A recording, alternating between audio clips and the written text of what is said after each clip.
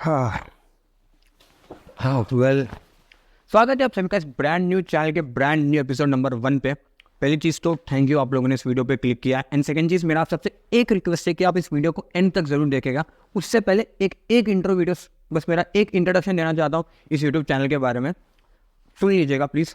तो मैं ये चैनल बनाया इसलिए क्योंकि आपके सामने दुनिया भर के जितने भी ज़्यादा इन्फॉर्मेशन है वो आपके सामने एक शॉर्ट स्वीट और एंटरटेनमेंट तरीके से लेके आऊँ, ना कि कोई लेफ्टिस्ट या राइटिस्ट तरीके से, बट एक सेंट्रिस्ट तरीके से आपको बताऊं, फिर आप लोग डिसाइड कर सके कि गवर्नमेंट हमारी सही कर रही है या गलत कर रही है। इसी के साथ ये वीडियो शुरू करते हैं। तो पहला न्यूज़ हमारी आ रही है उस देश से जिस देश को हमने कभी देश माना ही नहीं है, और वो देश ऐसा बनाए कि सारे भिखारियाँ एक साथ आए और बोले कि जज्बे वाली कौन है। वेल हम बात कर रहे हैं पाकिस्तान की। और पाकिस्तान को हम भिखारी इसलिए नहीं बोलते क्योंकि हम लोग उसे चिढ़ाते हैं या उनका जीडीपी कम है। वेल उसके पीछे बहुत सारे फैक्ट्स छुपे हैं।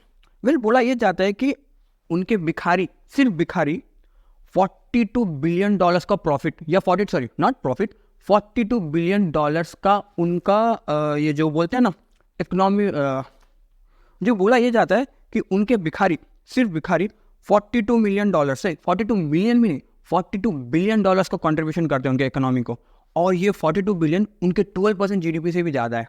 वेल होता ये कि पाकिस्तान करती क्या है कि उनका जितने भी ज़्यादा भिखारी है इनको बाहर एक्सपोर्ट कर दिए, जैसे अरब के कंट्रीज हो गए या नहीं तो कहीं और हो गए। अभी तो हाल ही में जापान में भी क्या एक्सपोर्ट करना शुरू कर रही है। अब होता क्या है इनसे कि जो भी ये लोग रहते हैं, ये लोग बाहर से कुछ की भीख मांगते, कहते भीख मंगी कौन है, तो भीख मांगते, भीख मांग के जितना भी पैसा आता है वो सीधा फिर पाकिस्तान में लाते हैं।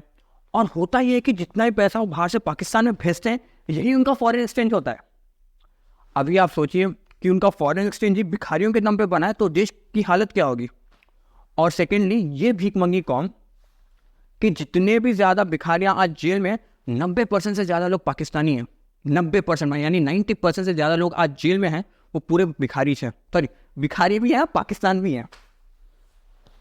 तो ये भीख मंगी कौन आज, पहली बात तो थोड़ा गड़बड़ हो रहा है मुझे पता है क्योंकि मेरा पहला वीडियो है, तो प्लीज़ थोड़ा बहुत मेरे साथ सह लीजिए।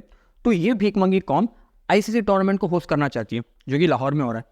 वेल पहली बात तो हमारे बीसीसीआई से उड़ती खबर आ रही है, या 95% कन्फर्मेशन है कि हमारी इंडिया टीम वहाँ जाएगी। तो नहीं, वो इसलिए क्योंकि अभी आप बोलते हैं कि वहाँ बहुत सारे अटैक्स किए थे, पहले किए नहीं है, हो रहे हैं अटैक्स हमारे पे। पिछले 3 महीने में हम पे कम से कम 10 से ज़्यादा अटैक्स हो चुके हैं। एक तो फेमस हमारा जम्मू कश्मीर में, और एक रजाई वाला अटैक। कितने ज़्यादा अटैक्स हो रहे हैं हमारे इंडिया पे, और ये लोग चाहते हैं कि इंडिया पे इतने अटैक्स होने के बावजूद भी हम हमारी टीम को उनकी कंट्री में भेजें। अब आप लोग ही सोचिए कि किसी ने आपके माँ बाप को मार डाला है, और वही लोग कोई दूसरा फंक्शन ऑर्गेनाइज कर रहे हैं, और हमारे जो दोस्त भाई जो लोग हैं उनके वो फंक्शन में जा रहे हैं, तो कितना बुरा नहीं लगेगा। हम लोग ये सेम चीज़ हमारे इंडियन आर्मी वालों के साथ भी कर रहे हैं।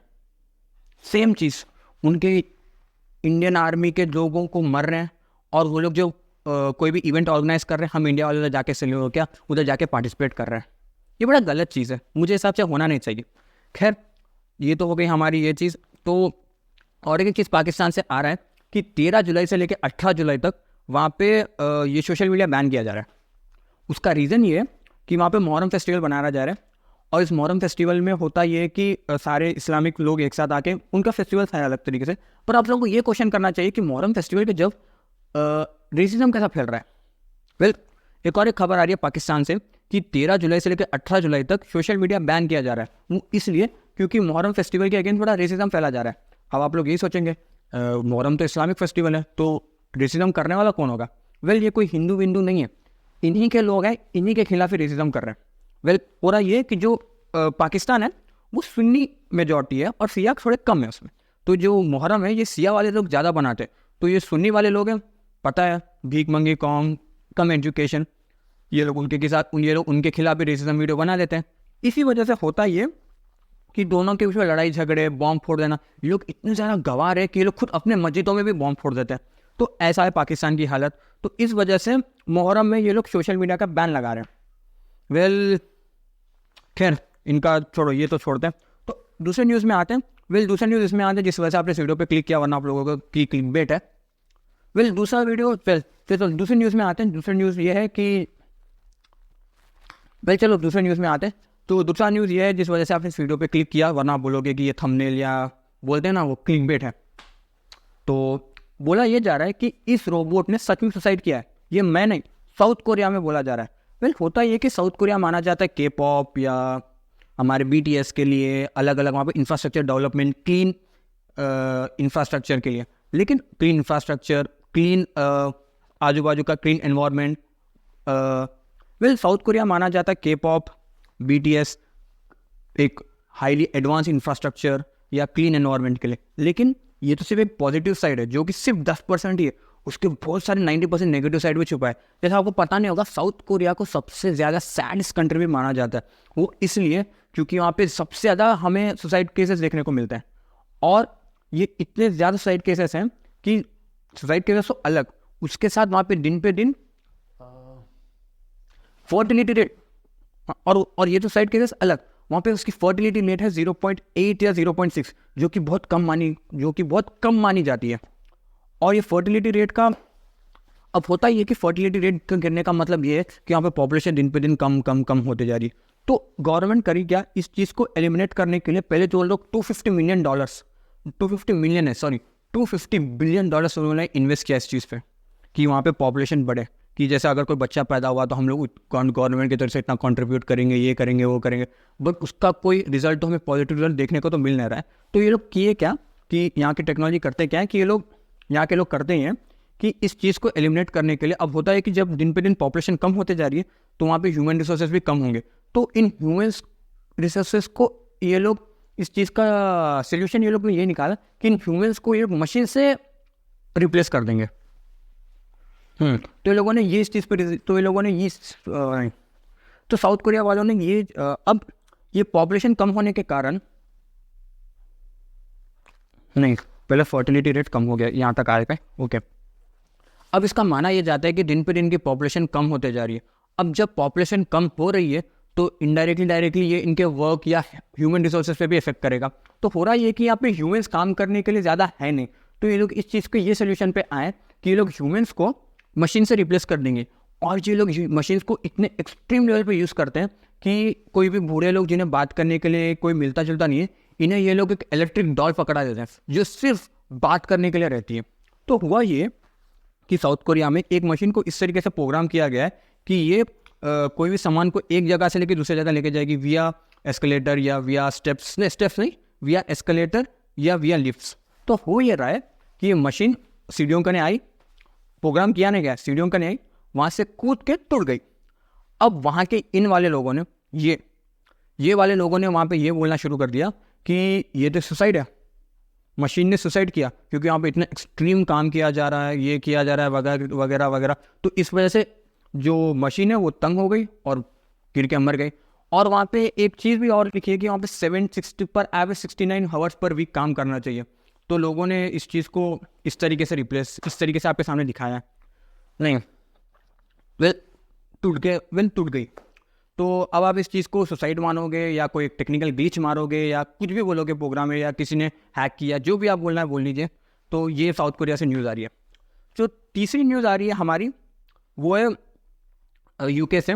तो मैं जो जितना भी अभी एक वीक का पूरा कवर कर रहा हूँ, क्योंकि फिर अगले दिन से मैं आपके सामने लाऊँ तो अपडेटेड मान लाऊँ, क्योंकि फिर आप लोग बीच में थोड़ा गैप हो जाएगा। तो इस वजह से पूरा 1 वीक का कवर कर ले रहा हूँ। तो आपको पता ही होगा ऋषि सुनक ने वोट्स तो हार गए हमारे, ऋषि सुनक जो है वो हमारा इलेक्शंस हार गए। तो इलेक्शंस जो ऋषि सुनक है वो राइट विंग पार्टी को रिप्रेजेंट करते, इसे कंजर्वेटिव पार्टी कहते हैं। और जिस बंदे ने जीता उसका नाम है कीर स्टारमर, जो लेफ्ट विंग पार्टी को बिलोंग करता है, जो लेबर पार्टी है। अब होता ये कि जो लेफ्ट विंग, अब इंडिया के जैसा नहीं है कि राइट विंग ज़्यादा एक्सट्रीमिस्ट है या लेफ्ट विंग ज़्यादा लाइट देखी जाती है, नहीं, यहाँ पे पूरा उल्टा है। जो लेफ्ट विंग पार्टी रहती है ये ज़्यादा एक्सट्रीमिस्ट, ज़्यादा अपना देश ज़्यादा मानती है। और जो राइट विंग है वो ज़्यादा सेक्युलर टाइप है कि हाँ भाई चलता है, तुम लोग आके रह जाओ इधर, चलता है वो। अब हो ये रहा है कि जो कीर स्टारमर का जो लेफ्ट विंग पार्टी, जिस पार्टी ने अभी जीता है इलेक्शन, उन लोगों के खिलाफ, इंडिया के खिलाफ बड़े एंटी इंडिया स्टेटमेंट्स है और प्रो पाकिस्तान स्टेटमेंट्स है। जैसा वो लोग हमेशा समर्थन करते हैं कि पाकिस्तान का ही कश्मीर है, या कभी भी एंटी स्टेटमेंट्स ही आते हैं उनके साइड से। तो इस बार एक रिपोर्टर ने उनसे सेम क्वेश्चन पूछा कि क्या आपका स्टैंड सेम रहेगा जैसा पहले रहा है एंटी इंडिया। तो उन्होंने बोला कि नहीं, हम लोग इस बार थोड़ा चेंज लाएंगे, क्योंकि इसके पीछे का रीज़न भी बड़ा ज़बरदस्त है। क्योंकि वहाँ पे इंग्लैंड में ज़्यादातर इंडियंस बचे हैं, और अगर ये लोग एंटी इंडिया स्टेटमेंट्स देंगे इनकी सरकार गिरने के चांसेस ज़्यादा है। तो इस वजह से वो लोगों ने ये चीज़ बोला कि नहीं नहीं, हम लोग थोड़े इंडिया के खिलाफ हम लोग जो एंटी इंडिया स्टेटमेंट्स देना कम कर देंगे, और उनके बीच में फ्री ट्रेड एग्रीमेंट भी हुआ है जिस उसको और अच्छे से इंप्रूव करेंगे, उसमें और डेवलपमेंट लाएंगे। क्योंकि फ्री ट्रेड एग्रीमेंट इलेक्शन की वजह से थोड़ी देर के लिए थम चुका था।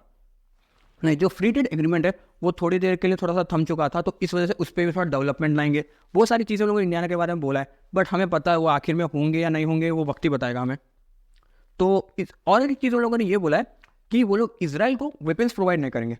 अब हो ये रहा है कि जो इजराइल है वहाँ पे हो रहा है कि जो इंग्लैंड वाले उन लोगों ने हाथ खोल के सारे इलीगल इमिग्रेंट्स को लोगों ने ला लिया अंदर।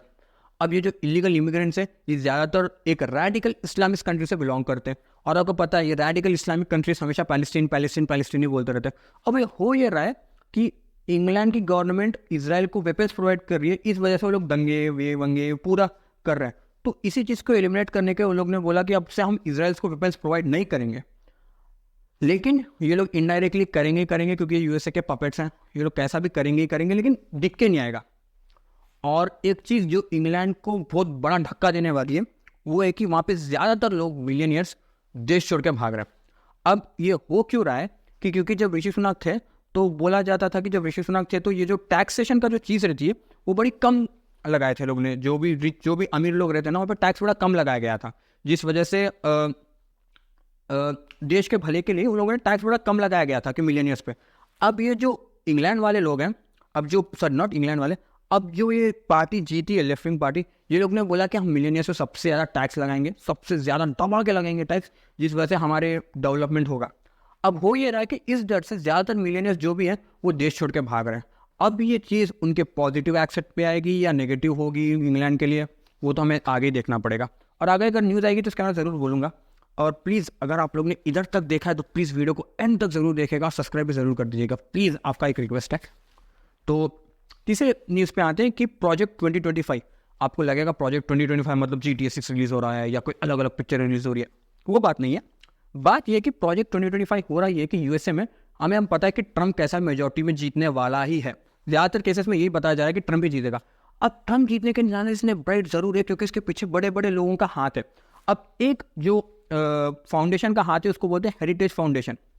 अब ये हेरिटेज फाउंडेशन बोल ये रहा है कि जैसा ट्रंप जीतेगा तो 2025 से वो लोग करेंगे क्या कि जो यूएसए को है, जो यूएसए हर एक को इमिग्रेंट्स को ला के रख ले रहा है अपने साथ, इसको वो लोग कम कर देंगे और क्रिश्चियन मेजॉरिटी कंट्री या क्रिश्चियन बेस्ड कंट्री उसको बनाएंगे। क्योंकि हमको पता है यूएसए तो क्रिश्चियन बेस्ड कंट्री है, तो वो लोग बोल रहे हैं कि दिन पे दिन हम लोग जो इमिग्रेंट्स को हम लोग ला रहे हैं, इस वजह से जो क्रिश्चियंस की जो हमारा स्टैम्प है वो दिन पे दिन कम होते जा रहा है, या जो क्रिश्चियन मेजॉरिटी कंट्री है वो दिन पे दिन कम होते जा रही है। इस वजह से वो लोग ने ये डिसाइड किया कि हम क्रिश्चियन मेजॉरिटी देंगे, क्रिश्चियंस को सबसे ज़्यादा मेजॉरिटी में रखेंगे, क्रिश्चियन को सबसे ज़्यादा चांसेस देंगे, और जो इमिग्रेंट्स आए उन्हें थोड़ा कम कर देंगे।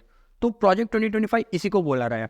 अब ट्रंप को भी यही बोला गया कि आप प्रोजेक्ट 2025 का समर्थन करते हैं, इन्होंने बोला नहीं, क्योंकि जो बोला जा रहा है 2 मंथ्स के नीचे इन्होंने ट्रंप की साइड से बड़ा एक अच्छा सा स्टेटमेंट आया था। इन्होंने ये बोला कि इंडिया से जो भी इमिग्रेंट्स यूएसए में आ रहे हैं, ये लोग वहाँ पे पढ़ रहे हैं, मिलियनियर्स बन रहे हैं और वापस इंडिया चले जा रहे हैं, तो इन्होंने ये बोला कि हम इन इंडियंस को इधर ही रोकना चाहिए, इधर ही रोक के इधर से ही इनको ऐसा काम कराना चाहिए कि जो हमारे यूएसए के जीडीपी कंट्रीब्यूशन पे काम करें। तो इनका ट्रंप का ये वाला स्टेटमेंट था। अब हेरिटेज फाउंडेशन कुछ और ही बोल रहा है, ट्रंप कुछ और ही बोल रहा है, लेकिन मैं बता रहा हूँ शायद प्रोजेक्ट 2025 पे ट्रंप जरूर काम करेगा, ये डेफिनेटली श्योर है इस बात की। खैर, तो अगला न्यूज़ जो फाइनल न्यूज़ है आज का, तो मैं आज बड़ा कम न्यूज़ कवर कर रहा हूँ क्योंकि पहला वीडियो है। तो जो नेक्स्ट न्यूज़ आ रहा है हमारा इंडिया से आ रहा है, अपना भारत देश।